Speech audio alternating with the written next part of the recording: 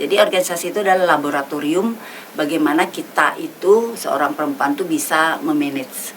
Jadi kalau di ruang publik yang betul-betul ada selerenya ya, kalau di situ baru belajar itu banyak komplain. Ya, jadi kalau di organisasi kan sosial, ya tidak ada yang digaji, tapi itu di situ kita banyak belajar.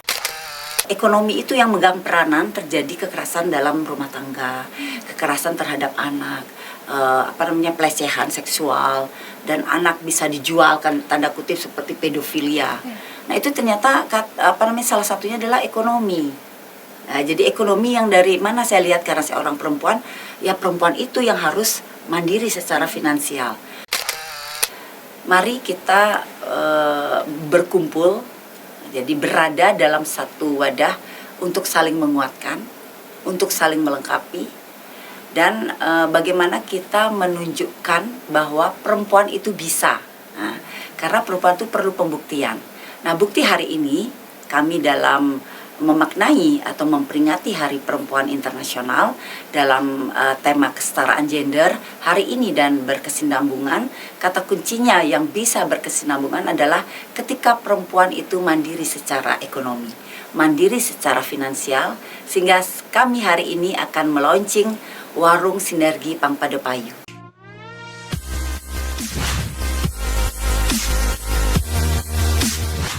Om Swastiastu. Selamat datang di channel YouTube Bali 1 bersama saya Yuni, mahasiswi Ilmu Komunikasi Universitas Pendidikan Nasional. Hari ini adalah hari yang luar biasa, yaitu peringatan Hari Perempuan Internasional atau International Women's Day pada tanggal 8 Maret 2022. Nah, tema Hari Perempuan Internasional ini adalah kesetaraan gender. Hari ini untuk masa depan yang berkelanjutan. Kami akan berbincang-bincang santai tentang bagaimana menumbuhkan ekonomi lokal, pemberdayaan ekonomi perempuan, dan para pelaku UMKM perempuan di Bali. Sudah hadir bersama Bali 1, tokoh perempuan Bali, akademisi, Kepala Pusat Studi Uniknas, pegiat UMKM, Dr. Gung Tini Gerda. Apa kabar, Bu Go? Baik, gimana? Sehat? Harus sehat. Iya, apalagi cuaca saat ini. Iya, kalau nggak sehat nggak bisa kegiatan. Iya, benar. Kita tambah juga sakit jadinya. Iya, kita juga harus selalu produktif ya teman-temannya di saat pandemi seperti ini. Oke, langsung aja ya tanpa berlama-lama lagi kita langsung mulai ke section pertanyaan. Yaitu pertanyaan pertama adalah hari ini merupakan Hari Perempuan Internasional. Nah, bagaimana Bu Gung Tini memaknai hari ini dan melihat kondisi perempuan pada saat ini? Terima kasih Mbak Yuni ya. Jadi luar biasa hari ini di dalam memperingati Hari Perempuan Internasional YouTube Bali 1 ya. Jadi sudah bisa mengapresiasi nih. Jadi hari ini sudah diapresiasi oleh media nih, artinya menjadi harapan besar apa yang menjadi tema hari ini itu bisa akan tersosialisasi. Karena bicara tentang kesetaraan gender itu kurang lebih hampir puluhan tahun ya diperjuangkan oleh penggiat perempuan yang ternyata sampai detik ini masih dipakai tema. Artinya kita bisa lihat kan ketika tema itu masih dipakai ada tanda kutip ya bahwa itu belum dirasakan ada kesetaraan. Tapi itu tergantung pandangan perempuan. Ada yang merasakan bahwa sudah terjadi kesetaraan, ada juga yang belum. Nah, tetapi tema itu yang hari ini luar biasa sekali bahwa kesetaraan gender untuk hari ini dan untuk yang berkesinambungan. Jadi harapan dari kita sebagai perempuan ini sudah dibuka ruang yang luar biasa ya. Mbak Yuni juga nanti ketika sudah menjadi perempuan seutuhnya ya, jadi remaja sudah pernah, jadi istri belum. Apalagi jadi ibu. Itu kegiatan-kegiatan itu sangat luar biasa. Perempuan itu bisa menjadikan pembelajaran. Nah, dikaitkan dengan peringatan Hari Perempuan Internasional, saya sendiri kebetulan sudah berkegiatan terkait dengan keperempuanan ini itu sejak tahun 2007 ya. 2007 yang sangat sangat intens sekali. Tapi sebelumnya karena memang jiwa saya, hobi saya adalah organisasi, jadi itu betul-betul menjadikan titik balik ketika ayah saya tiada. Nah, jadi Prof. Gorda itu di 23 Oktober 2007 meninggal. Nah, di situ saya dipaksa untuk harus ke ruang publik. Nah, jadi kalau saat itu bicara tentang ruang publik dikaitkan dengan Prof. Gorda, jadi Mbak Yuni nggak tahu ya tentang Prof. Gorda ya. Jadi nanti digali lagi. Okay. Jadi beliau itu adalah penggiat pendidikan, ya. Nah, kebetulan beliau tidak ada dan saya adalah anak tertua yang harus ke publik. Nah, bagaimana cara saya seorang perempuan yang nggak dipersiapkan bisa menggantikan posisi ayah? Nah itu. Nah kebetulan senang saya ada di organisasi, jadi khususnya adalah organisasi perempuan. Ya ini yang menjadi batu loncatan bagi saya untuk bisa menjadi seorang pemimpin. Nah, gitu ya. Jadi berbagai organisasi perempuan yang saya memang concern di sebelum ayah saya tiada, jadi orang juga melihat potensi saya di sana. Nah, jadi harapan saya di dalam situasi saat ini bagaimana membuat tema ini menjadi kenyataan, ya dapat dieksekusi, itu sebenarnya adalah pertama adalah ada di diri perempuan. Jadi perempuan tuh mau nggak? Jadi mau nggak disetarakan. Nah itu kadang-kadang kan kita nggak bisa paksakan ya. Jadi ada yang saya udahlah, yang penting saya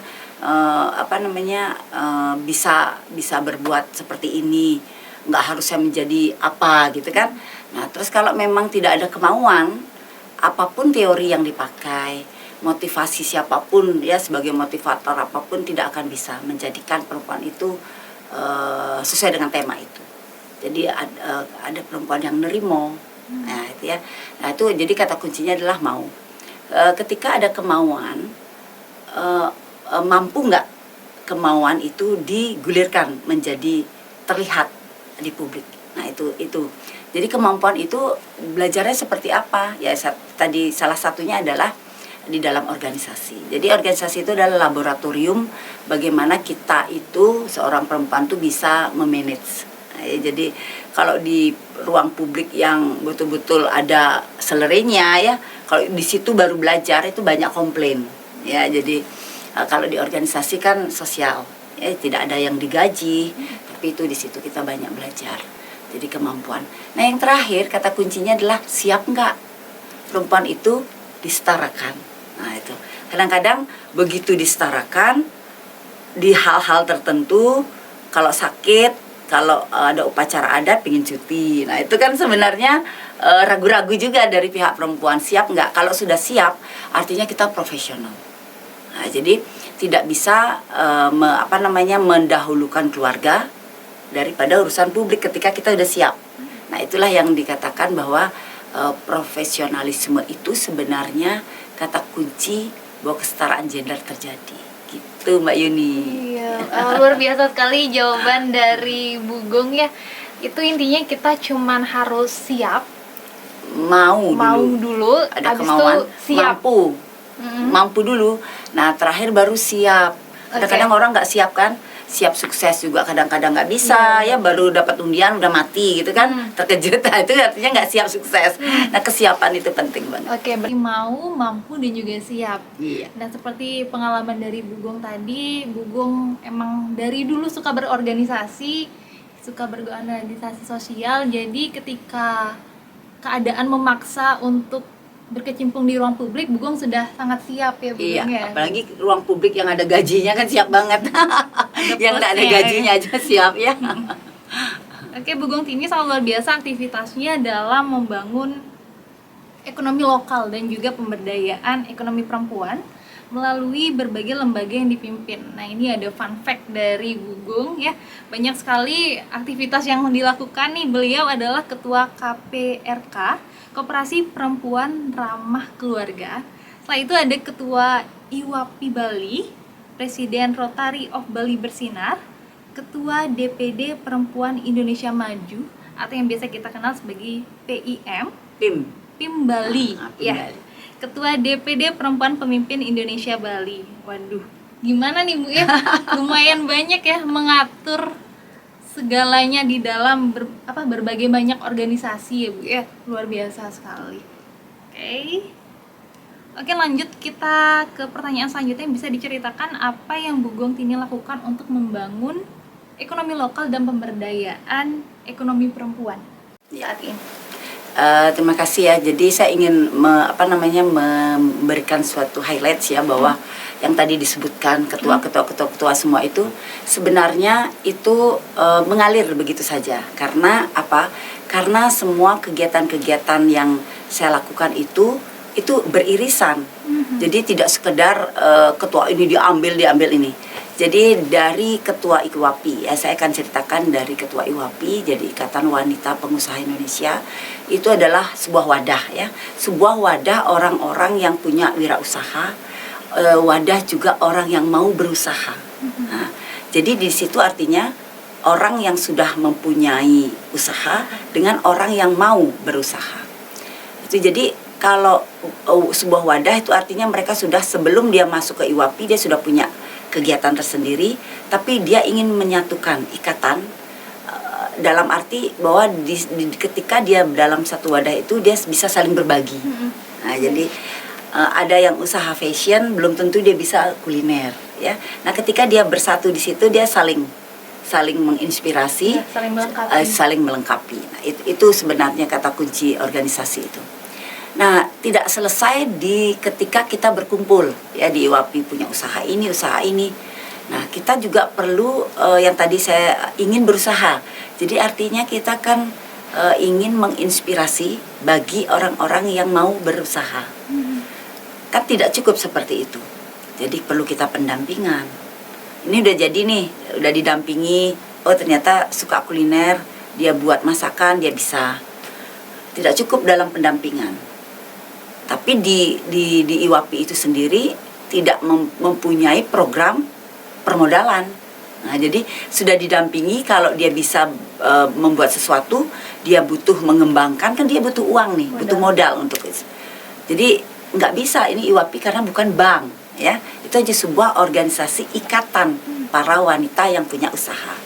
Ya, jadi belum tentu juga pihak-pihak perempuan yang mau berkumpul itu akan serta-merta memberikan bantuan kepada binaannya ya. Jadi nah disitulah saya berpikir sambil saya kuliah S3 gitu ya, pada saat itu kebetulan S3 saya itu terkait dengan perlindungan anak, yang salah satunya indikator paling ya, dari sekian indikator itu ternyata ekonomi itu yang megang peranan terjadi kekerasan dalam rumah tangga, kekerasan terhadap anak, pelecehan seksual, dan anak bisa dijualkan tanda kutip seperti pedofilia. Nah, itu ternyata salah satunya adalah ekonomi. Nah, jadi ekonomi yang dari mana saya lihat, karena saya orang perempuan, ya perempuan itu yang harus mandiri secara finansial.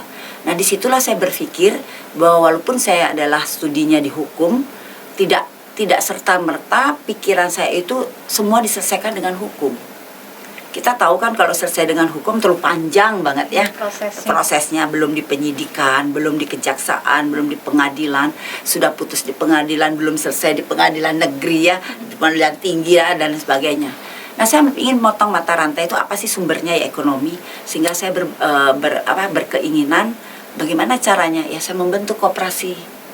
Nah, itu sebenarnya dari IWAPI saya kuliah S3, terus ada indikator ekonomi ya, saya mengambil preventifnya atau memotong mata rantai dengan mendirikan sebuah lembaga yang nantinya bisa beririsan dengan semua organisasi yang saya pimpin. Jadi Koperasi Perempuan Ramah Keluarga. Nah, saya kata kuncinya keluarga karena di mana-mana pun saya ingin berada, konsep keluarga itu ada. Itu. Jadi di keluarga domestik, ketika saya keluar ke publik, saya ingin juga punya keluarga. Artinya apa? Kalau kita konsep keluarga, ketika kita melakukan konsep keluarga itu tidak ada yang salah, ya. Tetapi harus ada pelurusan. Jadi kita tidak serta-merta kalau teman kita nggak cocok kita pecat gitu ya. Jadi sistem kekeluargaan ya itu. Jadi tetap melekat pada itu. Karena apa? Karena saya merasa diri saya banyak kelemahan. Kalau saya sekarang profesional murni, saya pikir saya nggak mungkin bisa bersaing. Dengan konsep keluarga tidak berarti tidak bisa profesional. Nah, jadi artinya konsep keluarga itu ada sisi yang memang humanisnya, gitu ya. Jadi tidak apa namanya tidak ketika seseorang salah itu udah putus. Nah, jadi tetap hari ini boleh berkelahi, berkelahi, tapi ketika udah selesai cair ya kembali ikatan keluarga itu ada, ya ada nyaman ya. Jadi nggak ada kebencian ya dalam hati, nggak ada musuh itu ya. Nah itu yang ingin saya bawa konsep keluarga. Nah terus ketika IWAPI koperasi ini berjalan bersama, nah itu berpikir lagi ini nggak selesai nggak selesai sampai di sini gitu kan. Nah terus ternyata ada orang melirik saya itu bahwa bisa nggak Anda menjadi pemimpin perempuan Indonesia, pertama perempuan Indonesia maju. Saya berpikir cocok nggak ya.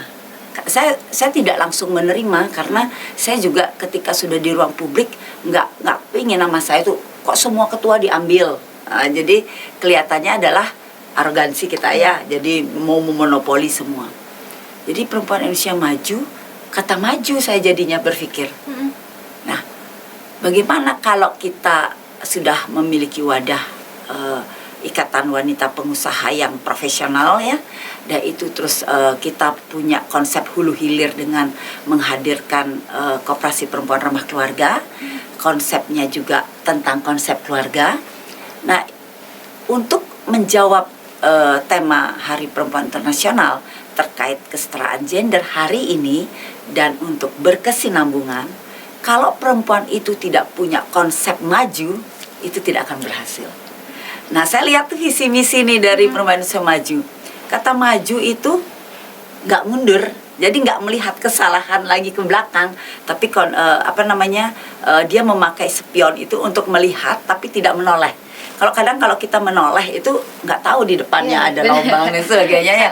Jadi artinya maju itulah saya ingin membawa spirit lagi kepada diri saya bahwa perempuan kalau mau disetarakan tidak boleh konsepnya adalah melihat kesalahan orang lain, melihat kesalahan diri untuk menyesali, tetapi berpikir maju untuk bagaimana mencapai ketujuan. Nah itu, jadi itu ya. Nah terakhir ketika itu semua sudah saya bisa jalankan, ada melirik juga nih. Jadi ketua, jadi pemimpin, kayaknya ini perempuan ini bisa menjadi pemimpin gitu kan. Nah ternyata pemimpin, kata kunci yang saya ingin itu adalah beda bos itu dengan pemimpin. Nah, kalau bos itu ya kalau salah pecat gitu kan. Kalau pemimpin, jiwa kepemimpinan tuh ada tuh ya mendidik. Nah ini kan ada korelasinya dengan saya sebagai akademisi juga. Nah itu jadi biar saya ingin menjelaskan kepada teman-teman di luar ini ya. Jadi sahabatnya YouTube Bali 1 juga ya, Mbak Yuni juga nanti bisa. Jadi dalam kita memilih ketika ada meminang kita menjadi siapa, itu harus kita filosofinya, visinya seperti apa. Ketika kuat visinya dan sinergikan dengan visi kita, ya kita bisa ambil menjadi menjadi batu loncatan atau titik untuk kita bisa berbuat lebih. Kalau tanpa organisasi, saya kan nggak bisa. Nah, jadi disitulah akhirnya muncul kolaborasi. Ketika pandemi nih, nah ini sebenarnya konsep tentang bagaimana menumbuhkan ekonomi lokal nih gara-gara pandemi COVID-19 ini, jadi ada sisi positifnya ya. Idenya banyak sekali sebenarnya ketika dikasih lockdown ya, dari sekian aktivitas usia pada saat itu 2 tahun yang lalu saya 54, berarti pandemi kurang 2 berarti 52 ya. 52 tahun ya usia saya itu terus ini ya aktif banget. Nah, dikasih kesempatan nih calling down dengan pandemi COVID-19, kita tenang, rest di rumah, kita melihat bagaimana hubungan kita selama ini dengan keluarga. Akhirnya apa ya yang menyebabkan kita bisa tetap ini ya, konsep kebersamaan yang dimiliki oleh Bali itu sendiri, kearifan lokal tuh konsep Pampada Payu. Jadi konsep win-win solution. Jadi ini mungkin yang diajarkan oleh pandemi COVID-19. Jadi saya dalam menumbuhkan ekonomi lokal dengan konsep tadi, konsep keluarga di KPRK, dengan motonya kerja cerdas, ikhlas dan tuntas, ya. Jadi sekarang dikemas dalam pelaksanaannya adalah dengan sistem konsep Pang Pada Payu. Jadi Astunggara 2 tahun ini kami bersama teman-teman bisa menumbuhkan bagaimana semangat menggeliatkan ekonomi di perempuan itu sendiri. Oke, berarti lancar banget nih kelamaan. berarti itu programnya udah launching ya? Udah. Kalau yang Pang Pada Payu konsep itu sudah 2 tahun yang lalu, di saat pertama Presiden Jokowi untuk meluncing era baru di tanggal 29 Agustus 2020. Nah, jadi itu pertama kali saya punya ide mengajak perempuan-perempuan yang menjadi anggota koperasi perempuan ramah keluarga tuh keluar rumah, berani untuk keluar rumah, berkegiatan sesuai dengan apa yang dimiliki sebelumnya gitu. Berarti itu benar-benar diajak untuk selalu produktif, Iya. mencari peluang di tengah-tengah pandemi, Bu ya. Iya, gitu. Iya. Tapi setelah banyak kegiatan yang Bu Gong ceritakan itu kan produktif sekali ya. Kadang untuk saya yang masih kuliah aja mengatur waktu tuh sudah sangat kewalahan. Jadi mau tanya tipsnya nih ke Bu Gong, bagaimana sih mengatur waktu untuk bisa aktif di organisasi, apalagi organisasinya sebagai ketua, dan juga bisa meluangkan waktu untuk keluarga. Apalagi Bu Gong kan ada anak, ada cucu ya. Iya. Itu ada berapa, Bu? Baru 1. Baru 1. Iya, bagaimana Bu tipsnya untuk mengatur waktu? Ya, itu pertama tadi kan sudah MMS itu ya. Jadi mau dulu, terus mampu, siap. Nah itu. Jadi saya mempunyai kemauan untuk tidak diam di rumah saja, gitu kan. Jadi saya harus mempunyai kemampuan yang dilihat publik. Nah itu, sehingga saya siap untuk bagaimana membagi waktu dan tidak membenturkan urusan domestik dengan publik. Itu kata kunci, tidak boleh dibenturkan antara kutubnya domestik dengan kutubnya publik, karena itu sama saja. Ketika kita bereskan ruang domestik, di ruang publik sama kok strukturnya dengan di ruang domestik. Jadi itu dulu. Nah kalau kata kunci MMS-nya nggak punya, jadi menjadi siapapun, walaupun kita memiliki harta yang banyak juga nggak akan bisa untuk itu. Jadi mau, mampu, siap. Nah terus keluarga juga sama, kita sosialisasikan mau, mampu, dan siap. Mau nggak punya ibu yang di ruang publik gitu ya, bukan hanya dari pagi sampai matahari terbenam untuk bekerja. Bahkan kalau di suami, jadi dari sebelum matahari terbit sampai mata suaminya terbenam kerja. Padat ya. Padat ya. Jadi nanti itu akan Mbak ini alamin itu nanti. Jadi nah itu mau nggak gitu kan. Nah kalau itu ada sepakat, nah, itu saya diskusikan pada saat tahun 2007 itu, karena sekarang jadi ayah nggak ada, jadi anak-anak juga tukaknya saya katakan nggak ada, tuh ibu itu harus mengambil ruang publik. Mau nggak? Nah itu kalau sudah mau, dan terus mampu nggak? Mampunya itu apa? Mampu nggak nanti suami, anak-anak mengambil peran, jadi mengambil peran. Nah itu kata kunci tema yang hari ini, kesetaraan gender hari ini dan berkesinambungan. Jadi kesetaraan gender, perempuan itu nggak bisa serta merta ketika doktor bla bla bla sampai isi profesor itu udah nganggap setara. Enggak, di dalam domestik itu harus itu. Jadi mampu nggak ketika ibumu atau istrimu di luar itu untuk ke ranah publik itu diambil perannya sedikit. Nah, jadi simple aja. Hari ini misalnya nggak punya pembantu, mau nggak bukain kunci pintu gerbang? Tadi siapa yang bukain pintu? Tadi ada ini tukang.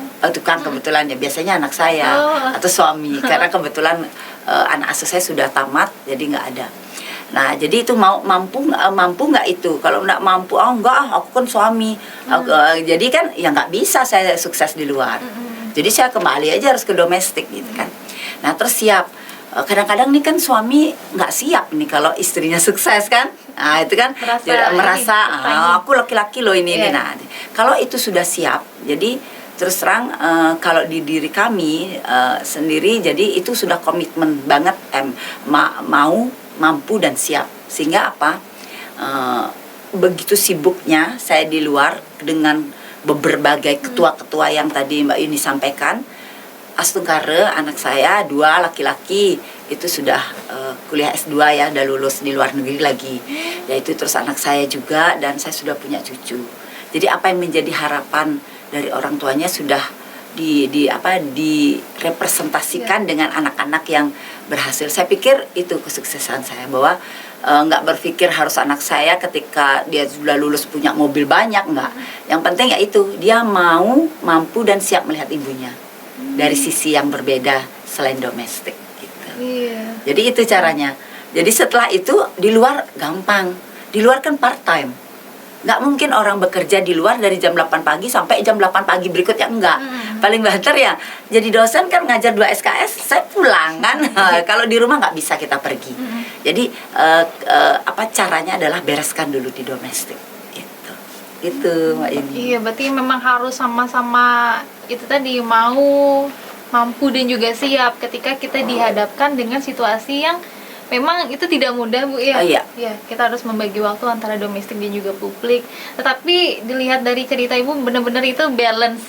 Ibu bisa aktif, bisa berkarir di ruang publik, dan juga dari anak-anak juga sukses. Itu kan berarti didikan Ibu sebagai kami berdua dengan suami itu biasa berdiskusi yang MMS itu. Jadi mau, mampu dan siap. Anak-anak siapnya seperti apa? Siap nggak? Kalau ibumu ini tidak menuduh ibu, ini gara-gara ibu di luar kami begini. Nah itu biar itu. Gitu ya.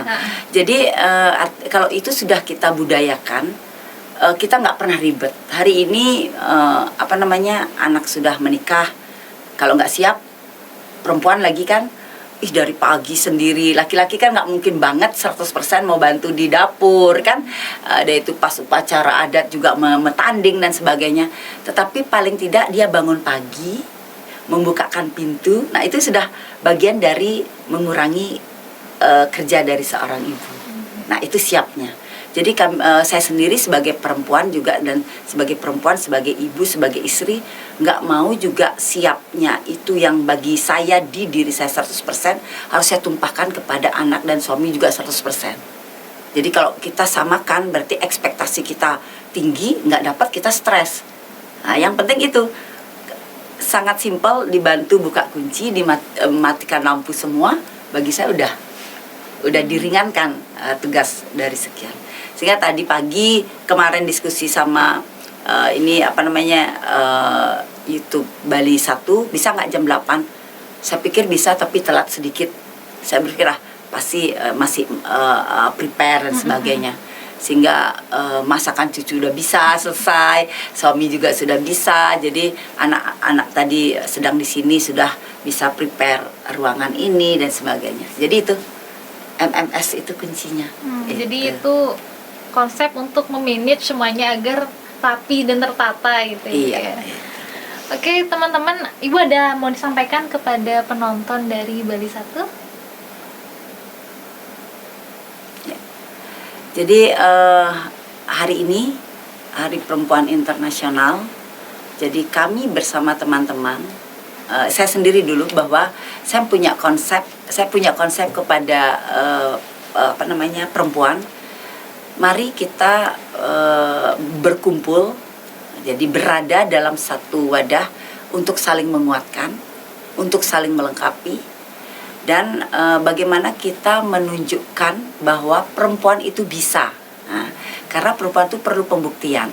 Nah, bukti hari ini kami dalam memaknai atau memperingati Hari Perempuan Internasional dalam tema kesetaraan gender hari ini dan berkesinambungan.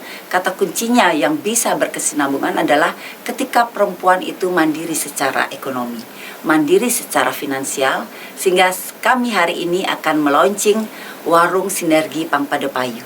Jadi Warung Sinergi Pangpadepayu ini adalah sebuah wadah yang sama seperti konsep IWAPI.